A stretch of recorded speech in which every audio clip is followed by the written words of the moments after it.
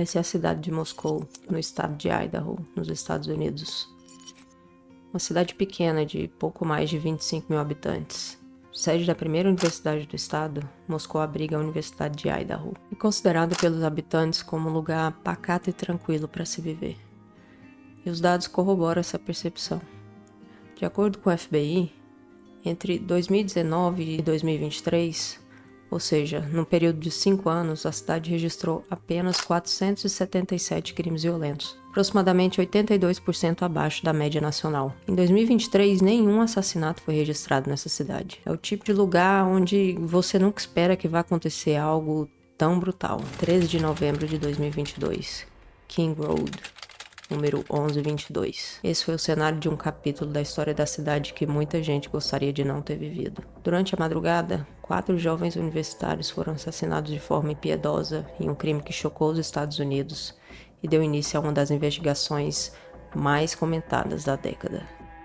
Oi, meu nome é Thaís e hoje eu quero explorar com você em detalhes o que aconteceu nessa casa e como a polícia conseguiu capturar o monstro que cometeu esse crime hediondo. 3:30 da manhã. Um carro branco é flagrado passando pela King Road. 3:33 ele retorna. Demorou 2 minutos e 37 segundos para dar a volta no bloco. 3:38, mais uma vez ele entra. E sai 3:40. Dessa vez ele não fez nenhuma parada. Levou 1 minuto e 52 segundos para dar a volta. 3:56 ele entra mais uma vez. E sai 3:58. De novo, nenhuma parada. A volta demora 1 minuto e 59 segundos. Vamos entender um pouco mais dessas passagens. A primeira vez que ele passou, ele demorou mais de 40 segundos para fazer essa volta no bloco. Isso é um indicativo de que ele encostou o carro para observar o movimento da casa. Podemos saber disso porque havia outra câmera de segurança localizada no final da rua, onde ele precisaria dar a volta no bloco de apartamentos para ter acesso à rua lateral da casa. Da câmera da entrada da rua até a segunda câmera, ele leva entre 35 e 37 segundos nas primeiras 3 passagens. Isso significa que ele andou até lá todas as vezes em uma velocidade normal, mas da primeira vez que ele passou, ele demorou mais de 40 segundos para sair. E ele só poderia ter feito essa parada perto da casa onde o crime ocorreu. 4:07, pela 4ª vez, o carro contorna a rua lentamente. A rua tá vazia, mas a casa à esquerda tá cheia de vida por pouco tempo. 4:20, o carro acelera e sai da vizinhança. Mas o horror já havia se instalado. Eu acho importante a gente saber quem são as vítimas, conhecer um pouco mais da personalidade, da história delas antes de mover o foco pro assassino. Tentar relacionar o tipo de pessoas que elas eram a pessoas que a gente conhece na nossa vida e entender que é preciso ficar atento aos perigos que a vida e que pessoas sem alma podem nos trazer. E também reconhecer e honrar essas pessoas que tiveram suas vidas interrompidas tão cedo. Ethan Chapin, 20 anos. Ele estava estudando gestão do esporte, lazer e turismo. Era um cara alegre e divertido. Tinha 2 irmãos, dos quais era muito próximo e que também frequentavam a mesma faculdade que ele. Eles eram trigêmeos. E Ethan era considerado o líder entre os 3. Ele gostava de esportes, de festa, de música country, de NFL, a Liga Nacional de Futebol Americano. Pelo que eu consegui ver da presença dele online e do que as pessoas falavam sobre ele, ele era realmente uma pessoa muito alta astral em geral. Os amigos dele falavam que ele e a namorada eram praticamente a mesma pessoa, muito parecidos em personalidade. O nome dela era Zena Kernodle, 20 anos, inteligente, determinada, positiva, engraçada. Diziam que ela era a alegria da festa. E me pareceu mesmo pelo que eu encontrei sobre ela online. Ela ia se formar em marketing. Também praticava esportes, gostava de vôlei e de futebol. Amava seu cachorro, música eletrônica e viajar com a família dela. Ela tinha uma irmã mais velha que ela. E ela trabalhava em um restaurante junto com a Madison. Madison Mogan, 21 anos. Filha única, mas tinha no seu círculo familiar 2 pais. Um biológico e seu padrasto. Também estava cursando marketing. Era carismática, tinha ótimo senso de humor, gostava de festa, de dançar, da cor rosa, de se fantasiar. Era leal aos seus amigos, diziam. Namorava há 2 anos com Jake Schriger. Segundo ele, ela era sua melhor amiga. Apesar de não ter irmãos de sangue, ela tinha uma pessoa em quem era grudada desde a 6ª série. E ela considerava essa pessoa sua irmã. Ela era Kaylee Gonçalves, 21 anos, filha do meio entre 4 irmãos. Vivia fazendo pegadinha com a família e com os amigos. Tinha um cachorro chamado Murphy, por quem era apaixonada. Gostava de música country e de ir a shows. A família dela descreve a Kaylee como uma daquelas pessoas que, quando põe uma coisa na cabeça, ninguém tira. Era muito determinada e competitiva. Uma pessoa dura na queda. Estava prestes a se formar em letras, ciências sociais e artes. Ela estava estudando para ser professora um dia. E ela tinha planos para se mudar para o Texas. Já tinha tirado a maioria das coisas da casa e voltou para mostrar seu carro novo, um Range Rover. Ela estava só visitando a Madison quando tudo aconteceu. 4 pessoas começando a vida, vivendo sua melhor fase na faculdade. 4 histórias interrompidas com muita brutalidade. Tem muito detalhe nessa história toda e para falar desse caso mais profundamente, a gente precisa entender quando as coisas aconteceram e como elas aconteceram. Eu fui atrás de documento policial e judicial, de depoimento de sobrevivente, de informações seguras da mídia para montar isso aqui que vocês vão ver. A gente vai precisar dar uma olhada na estrutura da casa para que os acontecimentos fiquem mais claros e que vocês consigam perceber a sequência dos fatos naquela noite. Essa é a casa número 1122. Ela tem 3 andares, mas a geografia do lugar é incomum. Isso porque a frente dela dá acesso ao primeiro andar. Mas o segundo andar pode ser acessado pelos fundos, pela porta da cozinha. O terceiro andar só pode ser acessado por escada. No primeiro andar, temos o quarto de Bethany, do lado esquerdo da casa. O quarto ao lado é usado como uma espécie de escritório, ninguém dormia lá. Subindo a escada, temos a sala e à direita o quarto da Zana. Nesse dia, o namorado dela, o Ethan, também estava lá. Passando a sala à esquerda, fica o quarto da Dylan. À frente e à direita, fica a cozinha, onde se pode entrar por uma porta de correr. Subindo a escada, mais 2 quartos e um banheiro. O quarto da direita era o da Kaylee. Ela tinha se mudado da casa, mas nesse dia ia dormir lá. No quarto dela estava o Murphy, seu cachorro. Já no quarto da esquerda ficava a Madison. Nessa noite, as duas estavam dormindo juntas. A foto que ficou mais conhecida dos 4 amigos foi tirada no dia 12, um sábado, e postada no Instagram pela Kaylee. Nela estão Dylan, Kaylee, Madison, Ethan, Zena, Bethany.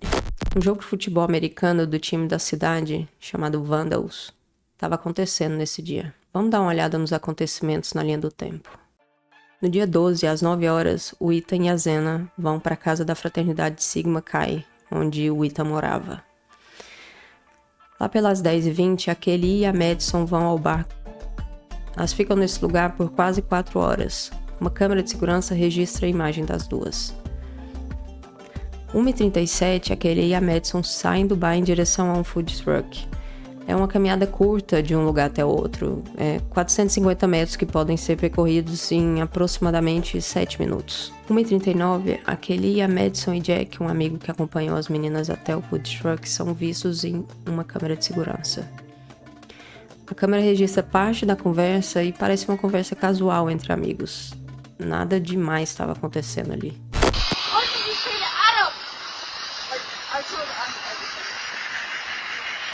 1h43, Kaylee e Madison chegam no Grub Truck, um trailer que costuma parar no mesmo lugar e fazer streaming na Twitch da rotina do restaurante. Quando as meninas chegam para pedir comida, a gente percebe que a fala tá um pouco enrolada, a Madison chega a cambalear um pouco. Elas não estavam extremamente sãs nessa hora. Na verdade, elas estavam bêbadas. Okay. That's the second one? Awesome. Dawn's mom. Oh, wait. Yeah, one more. Maybe I didn't have a food. Aproximadamente 1h45, o Ethan e a Zena voltam para casa e nessa mesma hora a Kaylee chama o Uber para ela e para Madison voltarem para casa também. 1h53, o Uber inicia o trajeto de volta para casa com as duas amigas. 1h56, a Kaylee e a Madison chegam em casa. Por volta das 2 horas, todo mundo da casa já estava lá. Quem devia ter chegado já tinha chegado. Entre 2 horas e 2h30, a Bethany e a Madison soltaram o Murphy, o cachorro da Kaylee. Nesse tempo, ela disse não observar nada de estranho ao redor da casa. E aí a Bethany voltou para casa enquanto a Madison ficou fora com o cachorro por algum tempo. Quando deu mais ou menos 2h30, a Madison foi até o quarto da Bethany para perguntar se ela sabia onde é que estava o cachorro. Aí a Bethany falou que não sabia. 2h47, o número de telefone é desconectado da operadora em Pullman, Washington. As torres param de captar o sinal dele. 3h30, um carro branco é flagrado pela câmera de segurança da rua. Ele dá a volta no bloco e sai às 3h33. 3h38 ele retorna e faz a mesma coisa e sai às 3h40. Entre 3h45 e 4h, a entregadora do Nordeste, que é um tipo de iFood lá, chega para entregar o pedido da Zena. Eu vou contar para você o relato que ela deu para a polícia. Ela não tinha certeza do endereço de entrega porque o número da casa estava sendo ofuscado pela lâmpada. Disse que ficou por volta de 15 minutos na área. E também disse que o Google Maps direcionou a rota para a parte de trás da casa, onde tem um estacionamento. Ela falou que dirigiu para o estacionamento atrás da casa e estacionou lá. E ela falou que conseguia ver as luzes da entrada dos fundos todas acesas, que é a parte da cozinha, né? O mapa do app disse para ela entrar nos fundos da casa, mas ela não se sentiu confortável porque não tinha um caminho para que ela passasse por ali. Então ela voltou para o carro e dirigiu de novo para a frente da casa. E dessa vez ela conseguiu ver o número. Segundo a polícia, quando ela estacionou, um Toyota Elantra branco é visto encostando logo atrás e saindo da rua às 3h58. Ela diz não ter visto o carro parando atrás dela. Às 3h50 a Dylan ainda está acordada. Possivelmente está lá no quarto dela. E ela cria um contato no telefone dela essa hora. Às 4h, a Dylan fala que escuta a Kaylee brincando com um cachorro lá em cima. Não dá pra ter certeza desse horário e também não dá pra ter certeza de que era a Kaylee brincando com o cachorro. A teoria em que os policiais acreditam é a de que as primeiras meninas estavam dormindo quando o assassino entrou. E às 4h ele ainda não tinha chegado na casa. Às 4h, a Zena também tá acordada. A entregadora do Nordeste desce do carro, deixa o saco com comida na porta da casa e tira uma foto para registrar no aplicativo. A Zena provavelmente pegou a comida e apagou as luzes da casa depois disso. 4h04, o carro branco entra pela última vez na King Road. Tenta estacionar na porta da casa às 11h22. Algo acontece, ele faz o retorno e entra de novo às 4h07.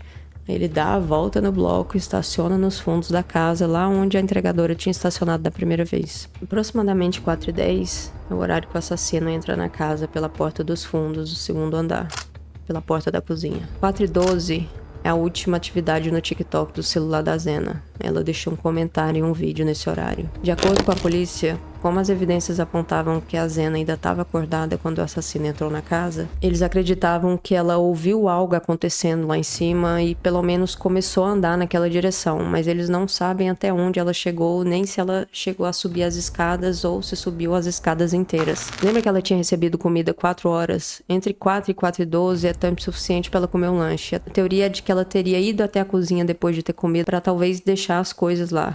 E nesse meio tempo, possivelmente ela escutou o que estava acontecendo no quarto do andar de cima, que era onde estava a Kaylee e a Madison. Entre 4h12 e 4h17, a Dylan relata escutar um grito e achou que fosse a Kaylee. A Dylan escuta alguém avisar que tinha alguém na casa.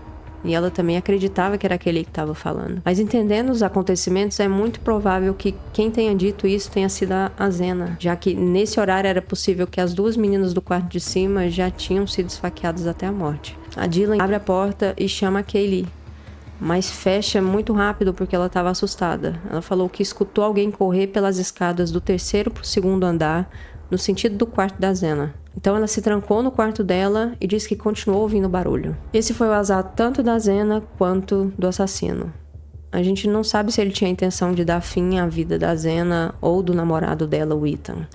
Mas a Zena provavelmente viu e ouviu o que não deveria, se encontrou com ele em algum ponto entre a cozinha e a escada, e é nesse momento que a principal evidência do caso é deixada para trás pelo sujeito. A gente vai falar disso mais para frente. A 4h17, a mesma câmera que está direcionada para o início da rua, capta um som. Um estrondo, gemido, grito, latido de cachorro. A câmera está localizada em outra casa, a menos de 15 metros do quarto da Zena.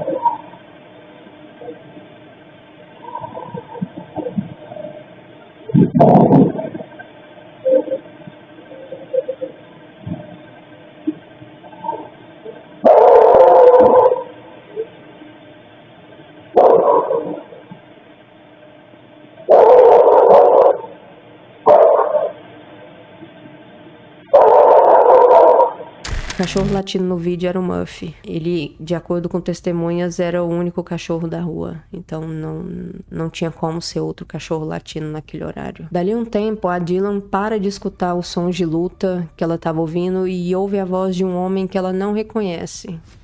Essa voz dizia, tá tudo certo, eu vou te ajudar. E aí ela chama pela Kelly de novo, mas não tem resposta. Entre 4h17 e 4h19, ela abre a porta do quarto outra vez e dá de cara com o homem. Ela descreveu a figura como tendo 1,80 m, mais ou menos. Homem não muito musculoso, mas com porte atlético e sobrancelhas espessas. Ele usava uma máscara de esqui e roupas pretas. E nesse momento ela entrou em estado de choque, ela congelou.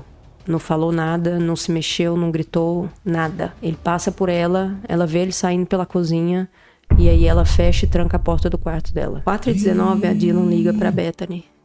A ligação dura 23 segundos. 4h20, ela liga pra Zena. A ligação não é atendida. 4h20, 20 segundos, a Dylan liga pra Kelly. A ligação também não é atendida. 4h20, 28, ela liga de novo pra Bethany.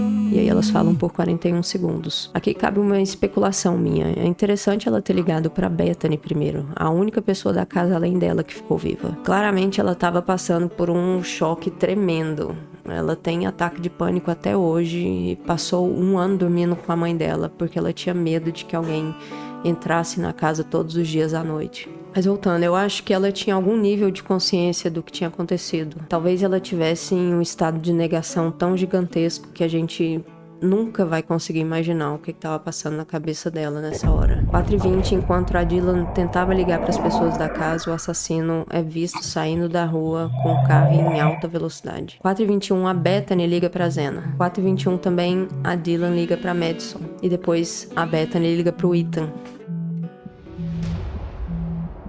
Entre 4h22 e 4h24, elas trocam essas mensagens.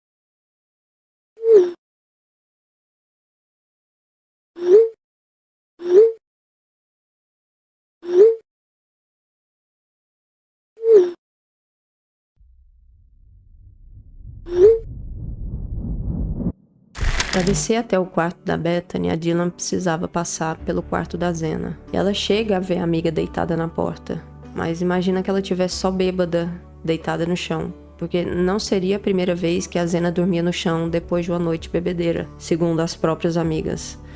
É importante a gente saber também que estava escuro.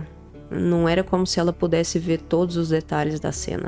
Essa aqui, por exemplo, era a visão próxima do que ela conseguia ver enquanto ela passava de um cômodo para outro. Adiciona isso a toda a situação traumática que ela tinha acabado de viver. O medo que deve ter sentido enquanto ela estava descendo para o quarto da amiga. É difícil julgar alguém nessa situação. Entre 4h27 e 4h31, já no mesmo quarto, as duas amigas continuavam ligando para outros ocupantes da casa. 4h32, a Dylan manda mensagem para Kelly. Por favor, atende. 4h34, a Bethany acessa o Snapchat. 4h37, ela entra no Instagram. Elas então param de mexer no celular, provavelmente dormem essa hora, e nenhuma ligação para a polícia é feita. 4h48, 28 minutos depois que é visto saindo da cena do crime, o celular do suspeito é conectado novamente. 5h25, o suspeito chega na Universidade de Washington, em Pullman. Aproximadamente 5h50, ele liga para o pai. Aparentemente, vários celulares da família, incluindo o da sua mãe, estão vinculados a essa mesma conta. E pelo menos 3 ligações foram feitas para esse número naquela manhã. A gente não sabe exatamente se ele falou com o pai ou com a mãe. O que acontece em seguida é que, às 9 horas, o assassino volta ao lugar do crime. O celular dele é detectado naquela área de novo. Ele deve ter achado estranho, não tinha polícia, não tinham chamado ninguém. Ele saiu lá correndo e a casa continuava do mesmo jeito que ele deixou. Ele nunca mais é visto naquela área de Moscou depois dos assassinatos. Ele nunca mais voltou lá. Das 10 até as 10h23, a Dylan acessa a rede social, manda mensagem no Snapchat. Às 10h23, ela manda mensagem para Madison. Você tá acordada? 10h24 até 11h29, entra de novo em redes sociais e manda mensagem no Snapchat. 10h31, um suspeito tira uma foto no banheiro da sua casa, em Pullman. Aparentemente, logo depois de tomar banho, fazendo um sinal de joinha. 11h29, a Dylan manda mensagem pra Kelly. Você tá acordada? Das 11h29 até 11h37, a Dylan volta a mexer em redes sociais. 11h39 até 11h40, ela troca mensagem com o pai dela. Às 11h49, a Bethany liga pro Hunter, um amigo do grupo. 11h50, o Hunter manda mensagem pra Dylan. Às 11h50, a Bethany liga pra Emily, a namorada do Hunter. Às 11h51, o Hunter manda mensagem pra Dylan. O casal de amigos então vai até a casa. O Hunter entra na casa, sobe as escadas, olha o quarto da Zena. Volta na cozinha, pega uma faca pra se proteger e conferir se não tem ninguém no quarto. Vê que a Zena tá morta. Vê também que o Ethan tá morto. As meninas então tentam subir nessa hora e ele imediatamente manda todo mundo sair pra evitar que elas vissem tudo que tinha lá naquela casa. A gente consegue ouvir isso durante a ligação que é feita para a polícia. A chamada é feita às 11h58. Eu vou mostrar algumas partes do áudio dessa ligação. A ligação inteira tem mais de 4 minutos. Você pode achar ela facilmente no YouTube aqui, se você quiser ouvir ela na íntegra.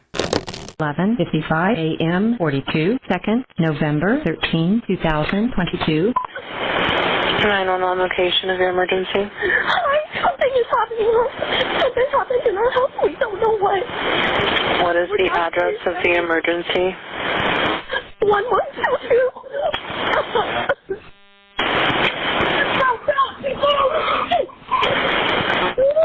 What is the rest of the address? Oh, Kings Road. Okay.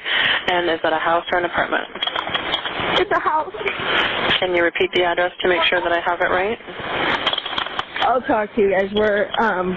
We live at the White, so we're next to them. I need someone to repeat the address for verification.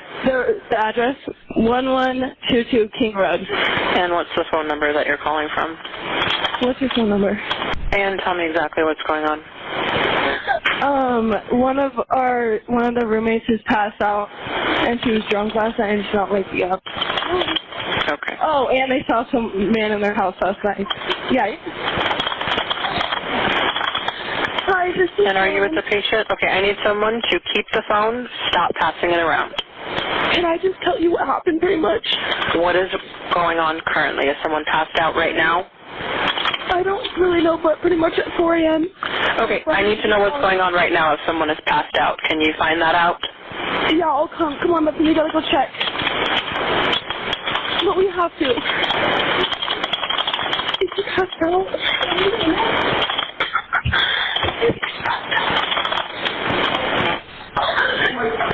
She's passed out. What's wrong? She's not waking up. Okay, one moment. I'm getting help started that way. Okay, thank you. What's wrong?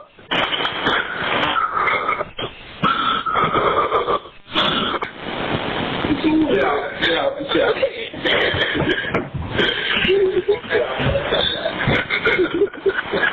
Okay, and how old is she? She's 20. 20, you said? Yes, 20 here, 20. Okay. Hello? Hello? Okay, I need someone to stop passing the phone around because I've talked to 4 different people. Okay, sorry, they just gave me the phone. Is she breathing? Hello? Is she breathing? No. Okay. É importante dizer, antes de começar a contextualizar como ficou a cena do crime, que os comentários que eu vou fazer sobre os acontecimentos são minhas especulações. A polícia não conseguiu encontrar o motivo para esse crime até hoje. Ela não conseguiu detalhes do motivo pelo qual o criminoso escolheu aquela casa, não tem resposta se ele tinha a intenção de matar tanta gente desde o começo. Eu vou trazer os primeiros relatos dos policiais quando eles entraram na casa e o resultado das autópsias das vítimas. Quando os policiais entram na casa, a primeira vítima notada era a Zena. Ela estava no quarto, no chão, com a cabeça no sentido da parede e os pés no sentido da porta. Tinha muito sangue nesse quarto. Policiais falaram que ela lutou muito com o assassino. Ela teve mais de 50 ferimentos causados por faca. Muitos deles são de defesa. A quantidade de facada não é a mesma coisa da quantidade de ferimento, porque uma só facada pode gerar até 10 ferimentos, por exemplo. Então tem muito corte na mão e nos braços dela. A autópsia revelou que a causa da morte foi uma perfuração no pulmão direito e 2 perfurações no coração. Essa menina foi tão resiliente, tão corajosa, ela resistiu tanto que o assassino precisou sentar numa cadeira no quarto, provavelmente porque estava exausto, e aí ele deixou marcas de sangue por transferência nessa cadeira. Esse tipo de atitude revela um pouco mais sobre a imprevisibilidade desse crime. Eu, sinceramente, acho que ele não estava esperando ter que lutar com ninguém. Ele entrou na casa por volta de 4 horas da manhã. Essa hora ele não esperaria que tivesse ninguém acordado, eu imagino. Então, provavelmente, ele se sentou depois que ele matou o Ethan, que dormiu durante o tempo todo durante esses acontecimentos. Ele, inclusive, morreu enquanto dormia. O ferimento fatal dele foi abaixo da clavícula esquerda. Ele teve sua artéria e veia subclavicular rompidas e também a veia jugular. Importante considerar o estado de todo mundo nessa casa, inclusive das sobreviventes. A cidade estava agitada no sábado por causa do jogo de futebol americano que estava acontecendo lá. E a gente não sabe o que é que os jovens fizeram antes das 10 horas, mas sabe que eles consumiram bebida alcoólica e que provavelmente eles estavam cansados. Em um depoimento, a Bethany falou que fazia muito tempo que ela não via a Madison tão bêbada, por exemplo. Então elas eram alvos fáceis naquela casa. Imagina, um monte de adolescente bêbado depois de uma noitada, 4 horas da manhã em casa, quem é que iria reagir a isso? Os policiais entraram na casa e falaram que nunca entraram numa cena de crime que tivesse tanto sangue. Tanto sangue que ele chegou a ser visto escorrendo pelas paredes do lado de fora da casa, que era o quarto onde estava a Zena. Um cenário de extrema brutalidade.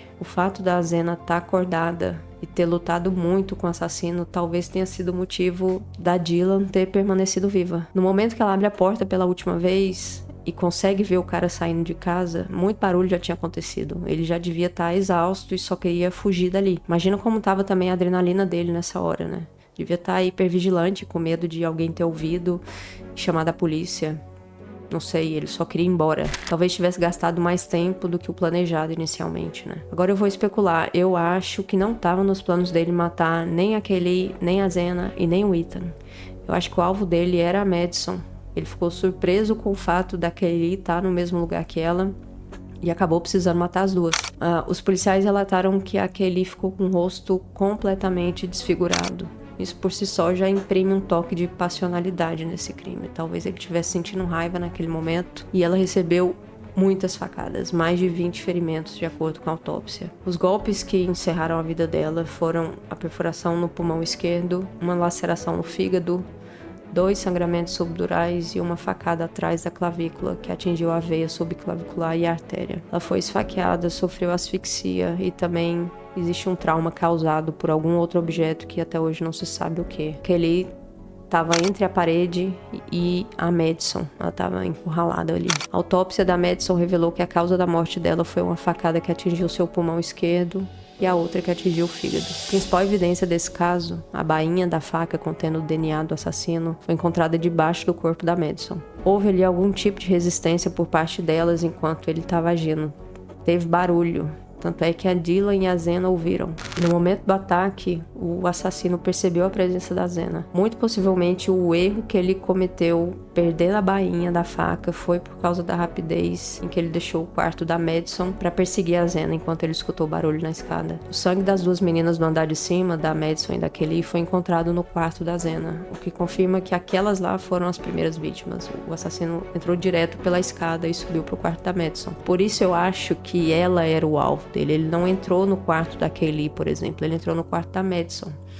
E se a gente olhar a estrutura da casa e olhar por fora da casa, a gente vê que o quarto da Madison estava muito exposto ali, que qualquer pessoa que passasse ali por trás conseguiria observar o que estava acontecendo ali dentro. Existiu, durante a investigação, a informação de que existia algum tipo de stalker por ali, naquela redondeza da casa. O cachorro, o Murphy, foi encontrado em cima da cama do quarto da Kelly, o que estava desocupado, porque ela estava dormindo no quarto da Madison naquela noite, né? O Murphy parecia estar com medo ou tímido, ele não reagiu à presença dos policiais na casa e teve muito entre e sai na casa. Então, devido a esse caos, a porta do quarto dele foi fechada para que o cachorro não saísse e contaminasse a cena do crime e as evidências que tinham lá. E depois da área estar isolada e todo mundo ter tirado as fotos que precisava, o cachorro mudou de lugar e foi para baixo da mesa que tinha no quarto. Então, ele desceu da cama e foi para a mesa. Ele então foi retirado dali por um policial. O policial pegou ele, não observou mancha de sangue, não observou ferimento nem ferida no cachorro. Também não tinha sinal de sangue no antigo quarto daquele em nenhum lugar. Tava tudo limpo e aquele lá não foi um lugar onde ocorreu nenhum crime. Eu já acho isso um milagre, um cachorro não se aproximar do dono num momento de estresse tão grande quanto esse.